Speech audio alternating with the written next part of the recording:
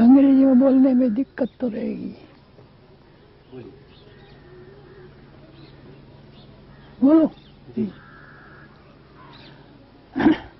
I feel that I am very fortunate to have having this brothers and sisters from Germany at this village on the first day of this 1988, and I was glad to have join the ceremony of the New Year Day. You all have come here to know about M.K. Gandhi more and more. I'll try to say something about our family and about Bapu. We are our forefathers were shopkeepers of provisional stores. They were called Gandhi.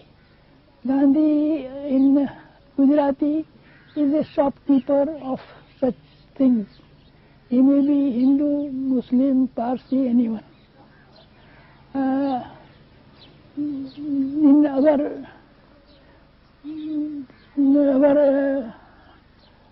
family, M.K. Gandhi was the very big man. The name is M.K. Gandhi. M means Mohandas, Karamchand means Mohandas, M for Mohandas, K for Karamchand, and G for Gandhi.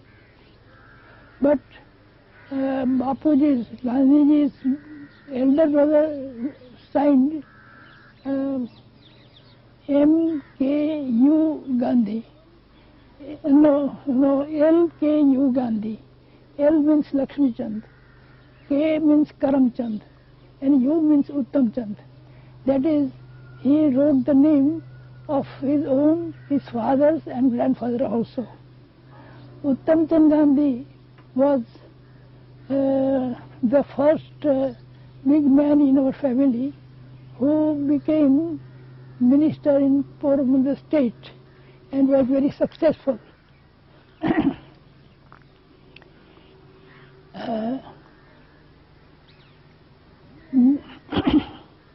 He was very honest, truthful, fearless, very keen for justice, simple, and very brotherhood. The same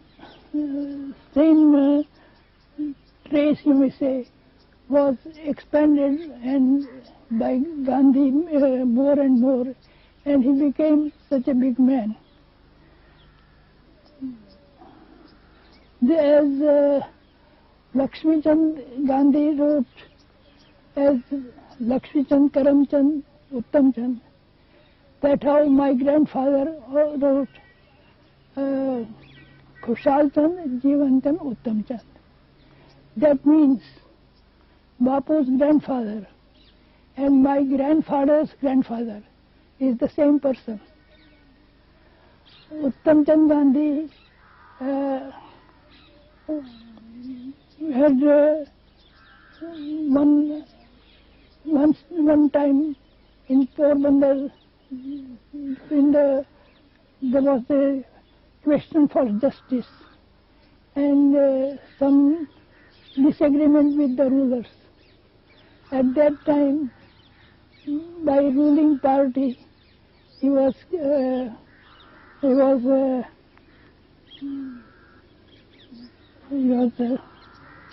surrounded by military force, and guns were some guns were there, and some, you say that big guns would bomb the walls. Walls were also vaulting. But he said, I won't go to injustice, even if I have to die. At that time, when it was bombard was going on in there, Kirti Mandir, which is the now big house there of Gandhi's routine. That was that was the house of Uttam Chand Gandhi, and in that house he sat with the whole his 5 sons and wife and himself, and the man for justice who was to him given there. So you joined. The question is that how I was in Phoenix. I will ask the question again. You came to South Africa to join Gandhiji at the beginning of this century. How do you remember those days? How do you remember how Gandhiji lived in his Phoenix settlement? How was it? The atmosphere in those days there.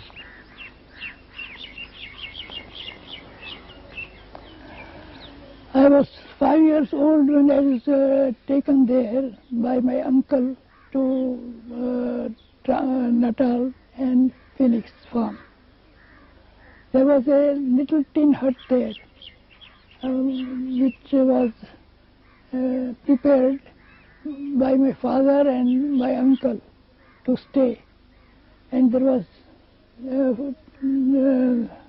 near to that, not very far, Bapu's house, tin house also. But Bapu was not at that time there. He was in Johannesburg, and he was barrister practicing the lawyership there. Here he wanted the Phoenix settlement inmates to work as a farmer and not as a what you say trader. They went here. From here my father and some people went with Gandhiji to get the money and to have some trade and get income. But it was in 1904 that Bapu had a opportunity to read the book of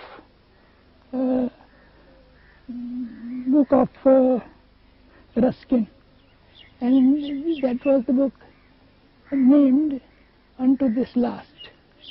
And when Bapu read it, he fixed his mind to do it in his life. But at that time, he was busy at Johannesburg, having his business and some politics and social service also. But he asked people in the family, youngsters, to follow the Ruskin's way to work by manual work and read and write good. So in the beginning, we had not very big idea there. We had only that simple living and high thinking. We should read good books and work. Half day of the time, my father and uncle and other people in Phoenix, from the morning up till the 11 o'clock, they work in the farms, digging. We had no bullocks, no plow, no any machine, simply by that you say, what you say? Plow. Plow, not plow, but digging by hand. Digging by hand, and vegetables and fruits we had there. We had there at the beginning in the Bapu's farm. Every hut had a surrounding 1 acre land to cultivate, and in that cultivation, every family got their fruits and vegetables from there. And from afternoon to evening, they worked in the printing press. The printing press was a very, very long godown made of tin, and some machines brought from Durban. And every week they had published Indian Opinion at that time. Indian Opinion was published in that time in 4 languages, English and Gujarati, Hindi and Tamil. In 4 languages it was edited and printed every week on Saturday or so. Not yet, wait. Okay. Yes. Yes. Then when it was in Phoenix, when my father and friends were working, Bapu came, I think, came for 2 or 3 days every month or every second month.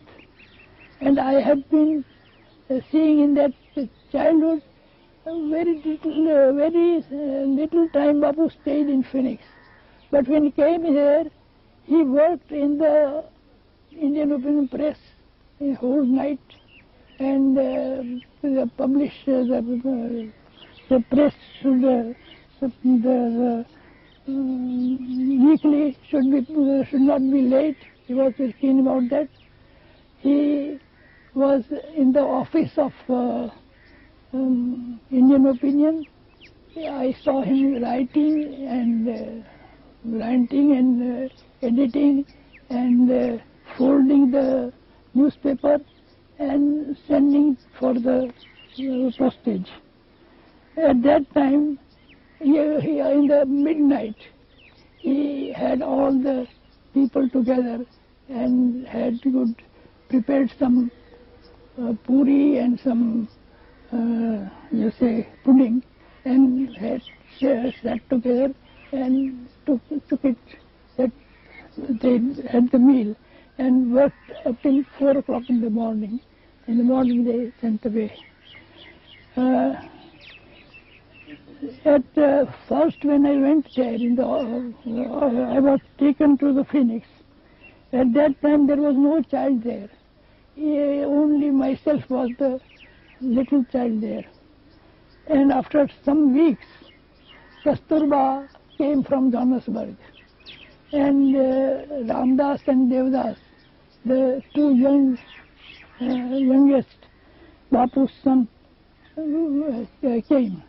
And then we were 3 children. Devdas was not more big than myself. It was 1 year or so. Ramdas was about 3 years older than me, but we 3 played together. And the Bapu had brought that European toys and English books, and that we played. And then we played in the garden, and we made little huts. And when the hut was prepared, we asked Bapu to come and see. And he came there, and just he went with us, had a walk with children. And I remember in that time that he put up and picked up on his shoulder and asked me to jump. And in the little, there was high in a Bapu's hut, there was the veranda, and from veranda the field was low. So it was about 3 feet low. So jump, and then again get up and jump. That was the play. And then he asked us to run with him, and we ran. And also when I was able to not pronounce proper name of Ramdas, I said Lamdas. I can't say Ramdas. So he asked Ramdas and Devdas, say hip hip hooray, say hip hip hooray. And also I said oh, hip hip hooray, and then I began to pronounce R also.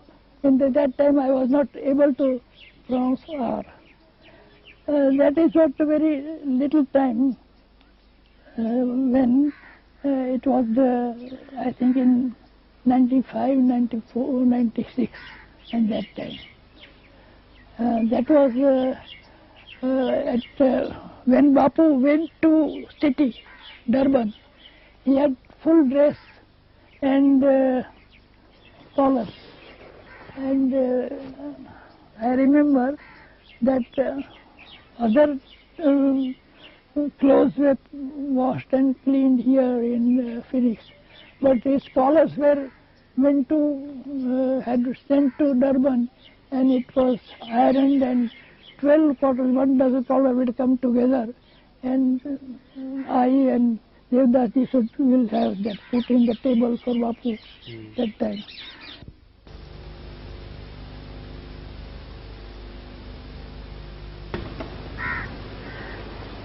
Okay, Peter.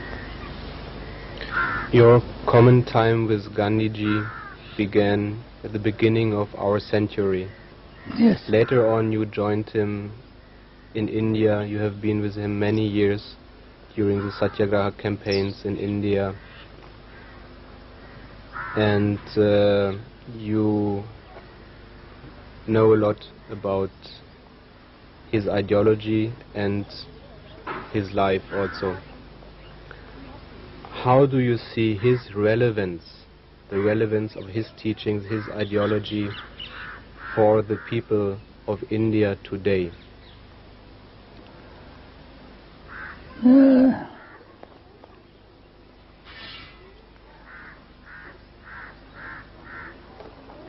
What I have learnt from Bapu and what he taught me, I can say that he, from beginning to end, he was very keen to be a free man.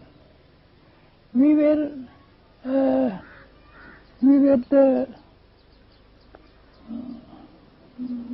suppressed by English people here and also in foreign land. So how can we get free?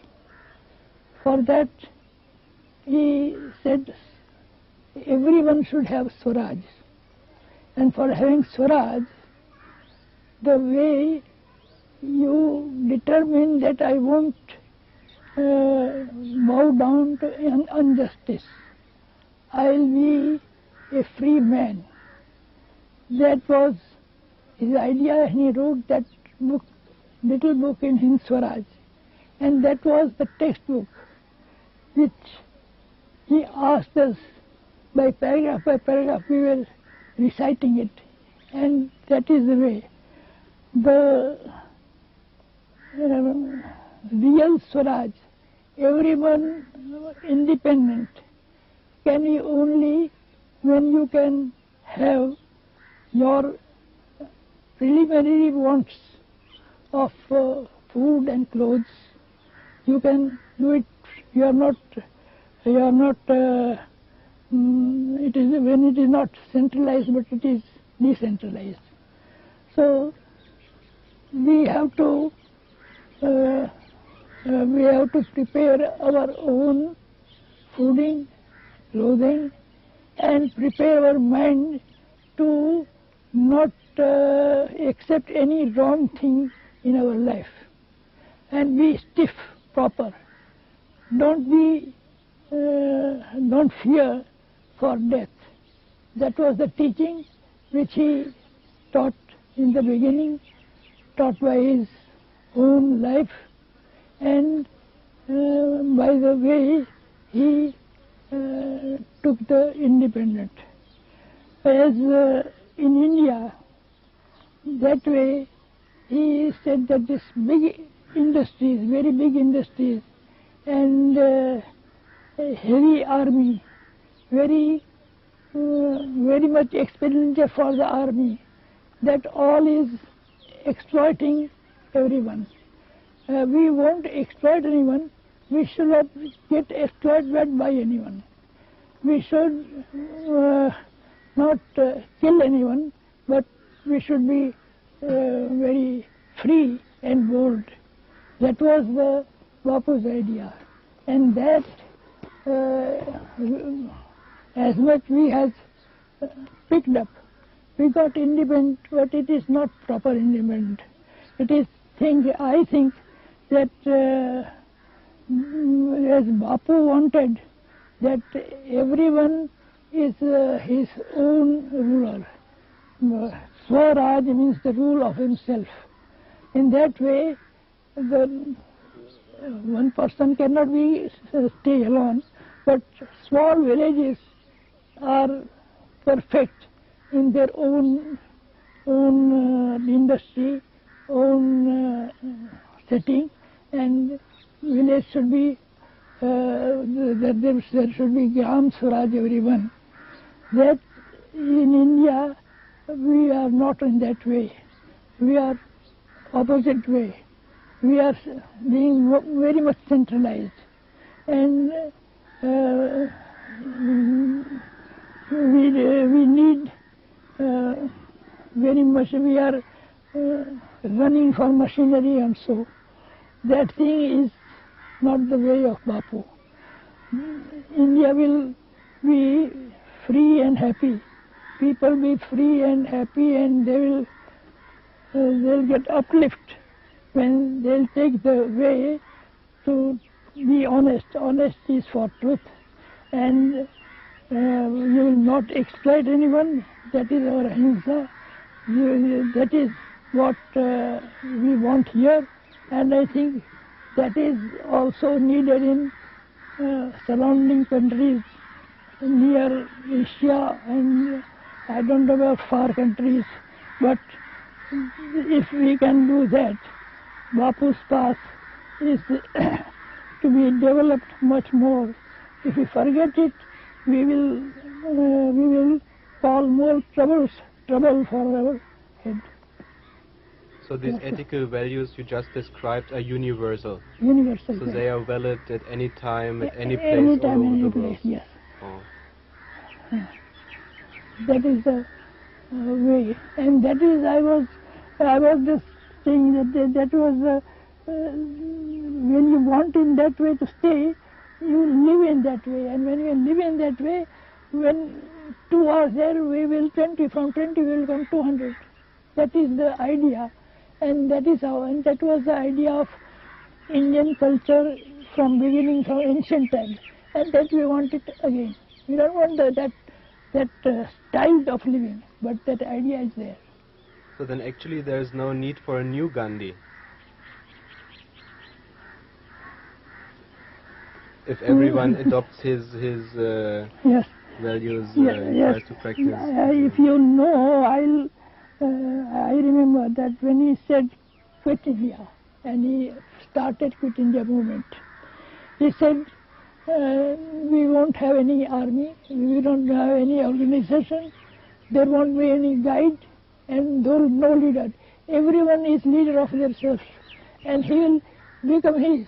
Say, I am free. I'm not under British government.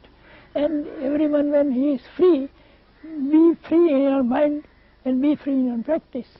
That thing, I think, is wanted everyone. I think just as in Arab also, and that Ceylon also, and I don't know about China, but also they want that. Okay. Yes.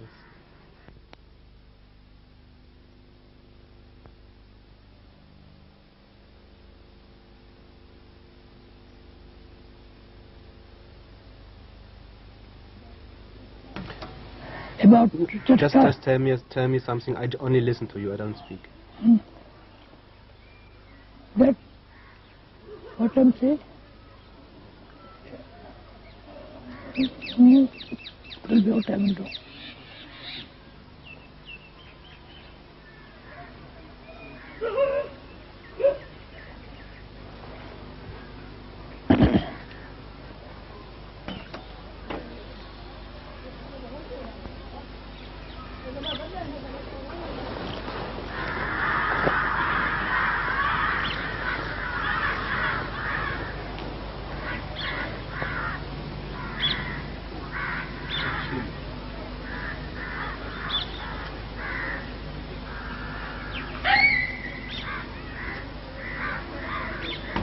I was with Bapu in Champaran.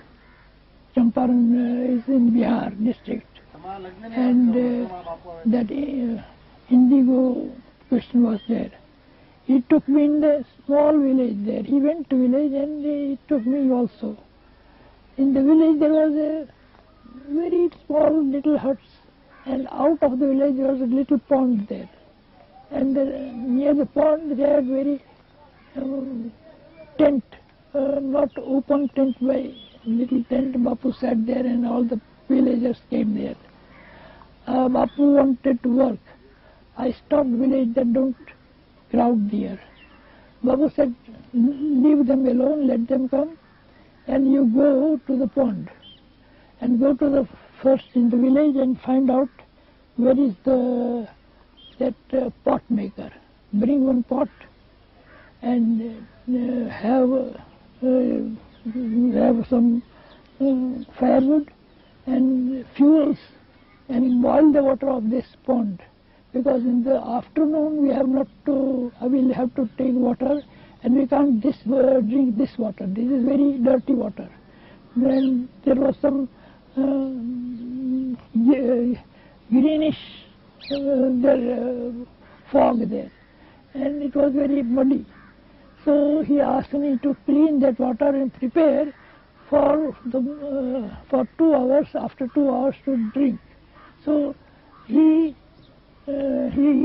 trained us to be clean, trained us to be not to fear from village. You should stay in village, but stay in your style. Don't be